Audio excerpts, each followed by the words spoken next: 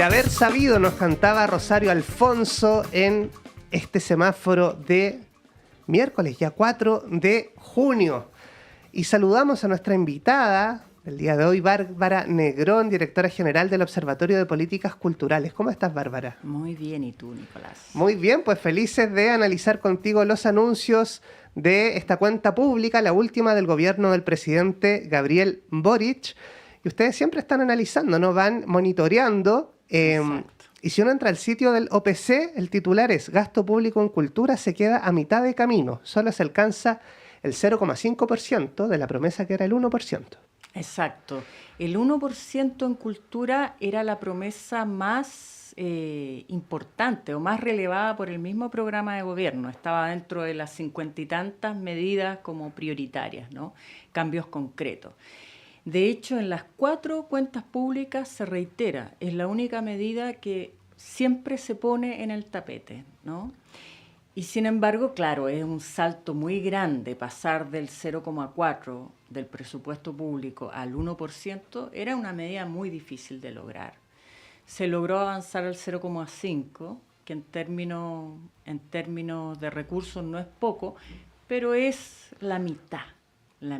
Entonces, esa medida no se cumplió. Por supuesto, era un cambio muy, muy, muy grande, pero no se logró.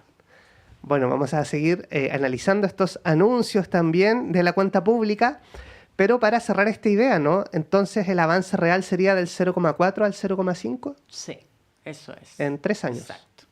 O sea, el presupuesto del ministerio es cierto que ha crecido bastante, que ahí hay una inflexión en cómo el presidente indica la medida. Siempre se habló del 1% del presupuesto de cultura de la nación. Y en la última cuenta pública el presidente habla de que ha subido un 87% el presupuesto del Ministerio de las Culturas, ¿no? Pero ¿qué es lo que pasó ahí? Que el presupuesto de cultura se contabilizaron programas que venían de otros ministerios. Por ejemplo, en el MOP hay una comisión de Mesio Antunes que se preocupa del arte público, fue ingresado a través de la partida, ¿no? Y 62.000 millones fueron ingresados de otros ministerios y se contabilizan. Entonces el aumento aparece mucho más de lo que es. Dicho esto, de todas maneras, el aumento del presupuesto real, hasta al menos lo que nosotros hemos podido detectar, es importante. Sería del orden del 40%, un poco más del 40% a lo largo de estos 4 años, lo que no es menor. Sin embargo, este intento como de inflar más la cifra para llegar al 1%, que es ya no es esperable que llegue al 1%, ni siquiera con un crecimiento del doble para el próximo año. Entonces yo creo que fue quizás una mala estrategia comunicacional, o quizás me equivoco y fue una buena estrategia, porque queda la idea de que se creció, se avanzó mucho hacia el 1%, pero no es así. Se avanzó, se creció el presupuesto, pero llegó a la mitad de lo comprometido. Por lo tanto, la medida no se cumplió. Bueno, y hablemos del cumplimiento legislativo. Ustedes reportan un 31% de cumplimiento. Solo 2 de los 5 compromisos que requieren ley están en tramitación. Cuéntanos más de esto. Exacto. Dentro del programa de gobierno, habían 5 proyectos de ley. Estaba un sistema de financiamiento cultural por ley, estaba el Estatuto de Trabajadores Culturales, que era un marco normativo para proteger de alguna manera el trabajo artístico, que tiene muchas complejidades, la Ley de Artes Visuales, una ley de archivos y la nueva Ley de Patrimonio Cultural, ¿no? De todos ellos, la Ley de Patrimonio Cultural fue la única que ingresó del programa de gobierno. y que está tramitándose en este último año ya con bastante rapidez, está en segundo trámite y se espera que pueda estar. Y además se agregó otra ley que el presidente anunció durante una de las cuentas, la cuenta pública del año pasado, que es una que otorga beneficios tributarios. Entonces, ¿qué pasó? Hay ciertas leyes que se abandonaron o se desestimaron. La ley de artes visuales nunca se escuchó nada. No es que tuviera poco avance, sino que no se dijo más, digamos, no se inició ese proceso. La ley de archivo, había algo, un trabajo legislativo, pero nunca ingresó. Pero sí es cierto que por otra parte ingresaron otros proyectos que no estaban previstos y que son importantes. La ley de artesanía, que es un proyecto importante, y la ley que se sacó adelante, que ya está promulgada, de la anualidad del Premio Nacional de Literatura, que era una demanda de los escritores muy larga y que fue acogida y me parece bien. Entonces han habido cambios, no es que finalmente no pasara nada a nivel legislativo, pero de lo que nosotros hacemos, que es seguir los compromisos que estaban en el programa de gobierno y que anuncian en las cuentas públicas, solo 2 de 5. Y de esos, yo diría que el más sentido, el que más se echa de menos, fue el Estatuto del Trabajador. Bueno, ya te vamos a preguntar más sobre el estatuto, pero quisiera recordar la cuenta pública del año 2024, donde se anunció la creación de un pase cultural, ¿no? Que tenía un presupuesto bien importante, iba a permitir el acceso a la cultura a estudiantes, recuerdo, y a personas beneficiarias de la PGU. Cuéntanos, ¿qué sabemos del avance del pase cultural? Lo único que sabemos es que está alojado en la Secretaría Ejecutiva de Economía Creativa, o sea, ya tiene una casa desde donde saldría, y que se han hecho capacitaciones. Más allá de eso, solo por eso podemos decir que estaría en implementación, pero no se ha implementado. Yo diría que era esperable que un anuncio así, en la cuenta pública, donde se pone el foco en ese anuncio que ha sido bien debatido, bien discutido, a un año ya se hubiera implementado, porque era la entrega por una vez de un monto de 50.000 pesos a jóvenes y a adultos mayores en situación de vulnerabilidad y no se ha ejecutado. Es esperable que se ejecute de aquí a fin de año, digamos, pero no ha salido, no se ha implementado. ¿Y qué nos dice la evidencia a nivel internacional? Porque este pase cultural se ha implementado en otros países. ¿Se ha hecho seguimiento? Exacto. Si las personas después de recibir este bono siguen el consumo cultural, ¿genera algún hábito o no tenemos? Bueno, es bien debatible, hay harta discusión sobre eso. En Europa efectivamente se implementó. Y hay debate respecto a qué se consume, porque ¿qué pasaba? Que los jóvenes terminaban consumiendo videojuegos, las cosas que digamos son parte de lo que más se consume. Entonces ahí depende lo que tú quieras, ¿no? Depende el foco que tenga ese programa, porque si tú quieres que se active la industria, puede ser positivo, ¿no? No necesariamente va a apoyarse la industria local, pero algún tipo de industria cultural se puede apoyar. Si tú quieres cambiar el consumo, cambiar los patrones de consumo, los hábitos de consumo, ahí ya es mucho más cuestionable que eso lo logre. Porque son muchas las variables que influyen en lo que uno consume en cultura o en lo que uno participa en cultura. Muchas. O sea, y de hecho el dinero no aparece como la más significativa. Mucho más significativa de los años de educación, si eres joven o no. Ese tipo de... Bueno, y tener tiempo para, que también es un problema importante. Exacto. Sí. Si tú tienes que estar, no sé, 2 horas, 1 hora en micro después de que sales del trabajo, es difícil que puedas asistir a las actividades que suceden después de esa hora. Entonces son muchas las variables.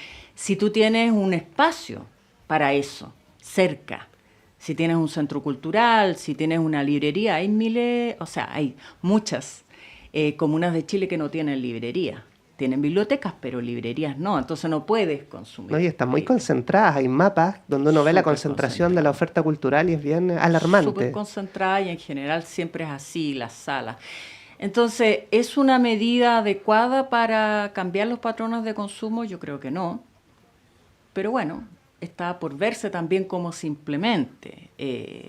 Seguramente tiene que ver más con el apoyo a la industria local y depende cómo se implemente, puede ser significativo. O sea, Sí. que tengan recursos para comprar un libro, para ir al cine, va a depender de la implementación. Entonces vamos a esperar a ver qué pasa con eso.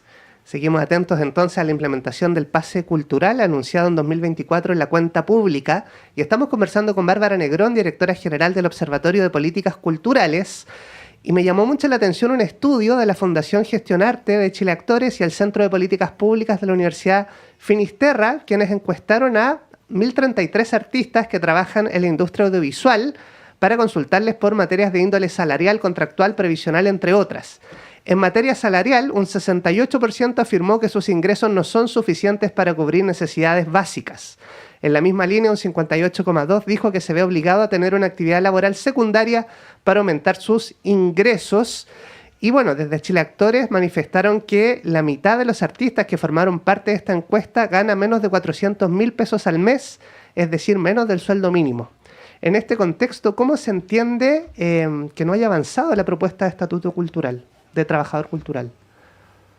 Sí, habría que preguntarle al gobierno porque no avanzó. Lo que sabemos es que el estatuto, como un marco normativo de resguardo al trabajo cultural, no avanzó, no se hizo, pero sí hay un programa que uno podría entender que es el reemplazo, ¿no?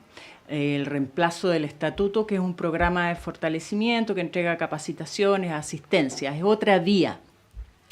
Se abandonó ahí la vía legislativa y eso no sabemos por qué, pero sin duda creo que a propósito de ese estudio es una de las cosas más que se va a resentir más por el sector, porque hay suficiente evidencia de de las difíciles condiciones laborales en las que se desempeñan los artistas, los creadores, tanto del audiovisual como de las artes visuales y en general de todas las artes. Tienen altos niveles de estudio, dedican mucho tiempo a su labor y ganan muy bajos sueldos. Entonces, eso que este estudio viene a reafirmar, lo que ya habíamos conocido a través de otros estudios, es una realidad que está diagnosticada y sin embargo no hubo un avance ahí significativo.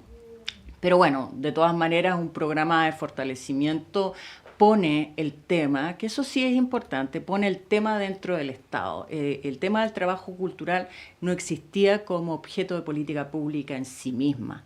Entonces, desde esa perspectiva sí es importante porque deja el tema, pero es necesario avanzar a un estatuto y como habrás visto en las redes sociales cuando pusimos el estudio, cuando se pone en este estudio, de las cosas que más resiente el mundo artístico es que no se haya avanzado hacia un estatuto. Seguimos conversando con Bárbara Negrón, directora del Observatorio de Políticas Culturales, analizando los anuncios y balances de la cuenta pública del presidente Gabriel Boric. ¿Cuál ha sido el mayor avance en política pública en cultura desde el OPC? Entiendo que los puntos de cultura ha sido un... Sí, a mí me parece que hay dos cosas bien rescatables, bien importantes. Uno son los puntos de cultura comunitaria, primero porque estaban en el programa, respondían de alguna manera a lo que se intentaba hacer desde este gobierno, a algo diferente, digamos, ¿no? Un foco en lo comunitario. Y a nosotros tuvimos la fortuna de trabajar con los puntos de cultura y una de las cosas que me pareció más interesante es que pone en el mapa del país otra realidad, o sea, pone otros territorios en el mapa. Porque si tú, por ejemplo, arrojabas los datos de los resultados de los fondos concursables, generalmente estaban bien centralizados. Y ahora, si tú pones los puntos de cultura, ves otros lugares que antes no aparecían. Y eso me parece interesante y un programa que se trabajó desde el inicio, que ya lleva un tiempo de implementación, que por supuesto tiene un rango de mejora importante, pero me parece que ahí un aporte en otra mirada. Y lo otro es la consolidación de un programa que es el PAOK, que digamos podríamos entender que la gran reestructuración de los fondos que se prometió, que no fue posible, se cambió, digamos, o se optó por fortalecer lo que había. El PAOK es el resultado de varios años, no es al menos 10 años de programas que fueron cambiando de nombre, pero que trataban de hacer algo diferente. Y hoy día ya está más consolidado este programa que apoya a organizaciones culturales, pero lo más interesante es que pone el foco en el desempeño, y ese es un cambio súper importante. Cuando tú presentas un fondo concursable, presentas un proyecto, algo a futuro. En cambio, cuando tú, te registras en el PAOK, lo que te van a evaluar es lo que tú has hecho. Y está más enfocado en que una organización se pueda vivir, digamos, porque los proyectos de cultura tenían esta dificultad de que tú necesitabas pagar la luz, un centro cultural necesita agua, cosas mucho más básicas que los fondos no te permitían. Entonces me parece que es un avance importante, pero hay que seguir consolidándolo y seguir, digamos, y que sea transversalmente apoyado por todos los sectores como algo importante. Tiene que seguir un recorrido similar en ese sentido a los fondos, cuya procedimiento de elección no tiene cuestionamiento. Entonces eso yo creo que son de las dos cosas importantes y esperemos que sí se vea antes de que termine este gobierno la ley de patrimonio, que es urgente, y la ley de artesanía, al menos. Bárbara Negrón, nos quedan 2 minutos, pero quisiera preguntarte por esta promesa del Sistema Nacional de Financiamiento Cultural.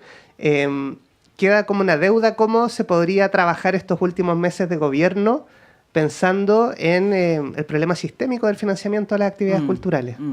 Bueno, si te fijas, las 3 grandes promesas, el Estatuto del Trabajador, la reestructuración del sistema y el 1% de cultura, eran promesas que significaban un salto súper significativo y este gobierno en general tuvo problemas para cumplir con esas como refundaciones, ¿no? Y en algunos de los casos en los que se ha terminado mejor, yo creo que ha sido tratando de consolidar lo que ya estaba. Y yo creo que el PAOK es parte de eso. Ahora hay que pensar en un sistema más global. Entiendo que se han hecho algunas cosas en torno a la ley de donaciones culturales. Hay que pensar en el aporte privado, estimularlo mejor. Pero sí va a haber que seguir construyendo hacia fondos que sean más adecuados a la producción nacional. Perfecto. Toda la información de lo que hemos hablado está disponible en observatoriopolíticasculturales.cl. ¿Y tú nos quieres invitar a algo hoy en la Cineteca Nacional? Sí, hoy día vamos a estar acompañando a la red de salas independientes en el lanzamiento de un estudio que nosotros tuvimos la fortuna de hacer, que muestra cuáles los públicos y los aportes de las salas independientes de cine. Así que los invito a las 4 de la tarde en la Cineteca Nacional. Muchísimas gracias, Bárbara Negrón. Se nos fue el tiempo, pero gracias, es una oportunidad para reunirnos de nuevo a ir evaluando la situación en políticas culturales en Chile.